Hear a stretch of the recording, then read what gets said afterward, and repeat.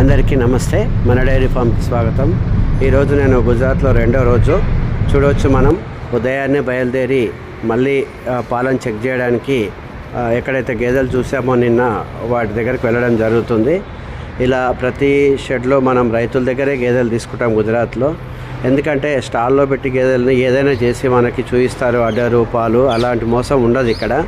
మనకి ఇప్పించేటటువంటి వ్యక్తి కూడా ఏంటంటే మనకన్నా ముందే లేచి మనం తీసుకొని వెళ్ళి చూపిస్తాడు.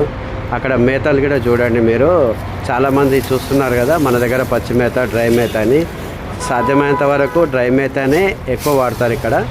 చాలామందికి, కొద్ది మందికి మాత్రం పచ్చి మేత ఉంటుంది. అలాగే ప్రతి బర్రెకి మనకి ఇప్పించేత ఉన్నాడు కదా, అట్లా రొమ్ములు చెక్ చేయడము, పాల దారాలు చెక్ చేయడము, దూడ ఎట్లా తీసుకుంటుంది, ఇవన్నీ చెక్ చేసిన తర్వాతనే మనం గేదెని ఫైనల్ చేస్తాం.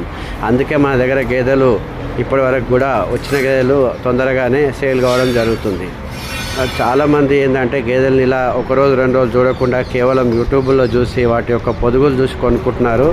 జాగ్రత్తగా కొనుక్కోండి. గేదె పాలు తీసిన తర్వాత కూడా దాన్ని నడిపించి చూస్తాం, అటు ఇటు చూడవచ్చు. మీకు ప్రతిదీ ఏంటంటే కాళ్ళు ఎలా ఉన్నాయి, ఎలా నడుస్తుంది, అసలు గేదె యొక్క రకం మనకు అర్థమవుతుంది అన్నమాట ఇప్పి చూస్తే. ఇలా ప్రతిదీ మనం ఇప్పి ఒక్కొక్క గేదెని చెక్ చేసి ఇక్కడ తీసుకొని వచ్చి హైదరాబాద్లో మన డైరీ ఫామ్లో పెట్టి అమ్ముతున్నాం. కాబట్టి రైతులు ఎక్కడ కొన్నా జాగ్రత్తగా కొనండి. మళ్ళీ చెప్తున్నాను, ఇలా తీసుకుంటే మనకు అసలు గేదెలు నష్టపోయే అవకాశం ఉండదు, క్వాలిటీ గేదెలు కూడా మనకు దొరుకుతాయి. బట్ అందరూ దయచేసి మన డైరీ ఫామ్ ఛానల్ని సబ్స్క్రైబ్ చేసుకోండి. చాలామందికి విషయాన్ని తెలియజేయండి. ఇలా గ్రౌండ్ లెవెల్లో గేదెలు తీసుకొచ్చి ఇచ్చే వాళ్ళ దగ్గర మాత్రమే మీరు గేదెలు కొనండి. అప్పుడే మీ యొక్క డైరీ ఫామ్ సక్సెస్లో ఉంటుంది. మరి ఇది పాటిస్తారని అందరికీ నమస్తే.